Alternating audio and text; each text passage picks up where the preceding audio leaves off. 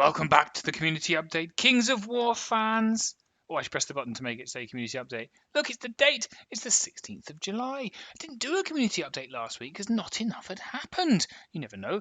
Not enough might happen next week, which means I might move to fortnightly on a regular basis, although it might cause Matt James to publicly shame me again. But that's a risk I'm going to have to take.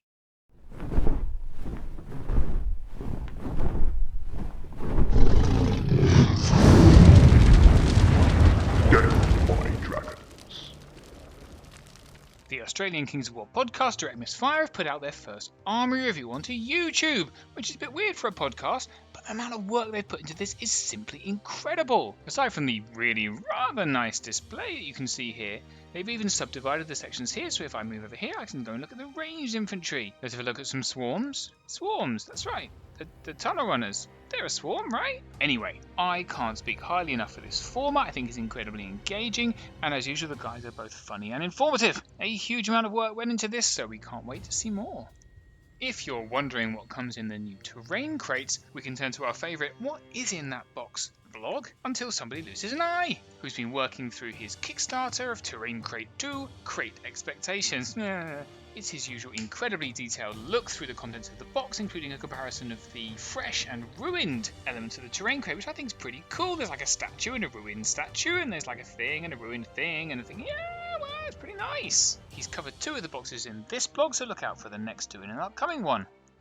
Now, you may not know this about the Dark Lord Dan King, but he's got a bit of a hankering for a narrative. Now that he's not doing the Rules Committee anymore, he's been indulging that side by participating in one of the Universal Battle campaigns that's been going on. I didn't even know he had a blog, but on his blog, he's given us a narrative battle report for a game he played against Sam Soden Garcia at 3,300 points, steady on. It's great to see another side of Dan, and I look forward to more coming in the future. Well, clearly it's blog season because boredom has set in for many people, and Mark Cunningham, who co-runs the Shroud of the Reaper tournament here in the UK, has started one too. He's got a couple of blogs up there, including one on Do Giants Sleep at Night, talking about how much he loves the concept of a giant in Kings of War. My favourite thing about Mark is that he talks bollocks a lot, but about 50% of the time he's got a point. So why not head over to his blog and tell him which one he's doing this time? I'm not even sure why I'm including this because everyone seems to have seen this article. It being by Bradford William means that it's incredibly popular. I wish I was popular like Brinton and handsome like Brindley. Maybe I should change my name to Brindle. Anyway, Britton's article is about gotcha moves within Kings of War and covers all sorts of stuff like nimble charges, corkscrews, flying dudes and all that kind of stuff with some rather jazzy animated GIFs. Pop fact, my wife just walked in and is laughing at me. You can't deny my passion. Silky-voiced master of law Vanda has returned, this time delving into the world of the ogres. If you don't know who Vanda is, he does short videos exploring the lore of various games, and recently it's been really cool to see him turning to the world of Kings of War. Isn't it about time he turned his attention to a proper faction? You know, like Twilight Kin or Ratkin. I'm just saying, they're the best ones. I was browsing the Kings of War forum and came across this post for this Mongolian Kings Men project by Stonehorse. I've always had a bit of a chubby for historical armies, although weirdly, only when played in fantasy games. Something about the idea of historical armies facing off against, I don't know, dark elves just seems really cool to me. Anyway, Stonehorse's Mongolians look ace! Although he probably does need to recover that sofa in the background, I'm just saying. I really like Charles Fiddick's vampire characters in the Revenant Kings of Bannerthor group, which is where the undead players hang out. Apart from being a cool pair of miniatures, the paint job he's given them is both subtle and effective. Whenever I paint lots of metal, it just looks really dull, but this looks kind of cool. Good job.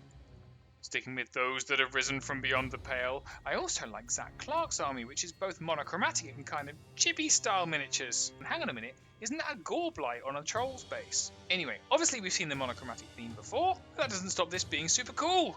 I don't know why he's got all those colours out behind these units. Grace Patterson has posted a second Finnish army, which I'm guessing is Forces of Nature? The coolest thing is these little stone turtles, which she's dubbed Dirtles. Like stone turtles from dirt. Whatever. You might spot that little painted banner that she was showing off a few weeks ago. I think the whole army looks fantastic. Andy Chan posted up this impressive 4 years of work that's gone into his Kings of Men army. Can you imagine 4 years painting just yellow? The man's got some patience, but wow, look at that, it looks fantastic, it's really worth it. I really like the mecha kind of giant thing, I guess, at the back. Actually, I just really like all of the army. 4 years, though. Grant Federer has posted up 2,300 points of Basileans as a lockdown hobby update. I think his snow effect is pretty well done, and that skin on the dragon is incredibly nice. In fact, the whole army is incredibly nice. Well done! Good job! I've run out of exclamatory epithets! Maybe I should stop being so enthusiastic about literally everything I see. Look, a squirrel! This post from Bradford William popped up in the Northern Alliance group with these handmade trolls. Look how cool they are! They're a mixture of both cute and creepy. And then he linked through to actually how he made them, which is actually pretty fascinating. Talk about brilliant creativity. Good job, high five. Equally creepy, but let's face it, not that cute was Robert Maestas' Terror, which he posted into the Fanatics group. I mean, I don't know who makes this miniature, but they need their head examined. And I'm not even sure I should be posting this because Chris Walsh has posted some pictures of his Hellfane, but hasn't actually even bothered to finish it! However, given that we are in the Chris Walsh section of the community update, let's all just take some time. Chris. Well, that's it for this week. Or is it for this fortnight?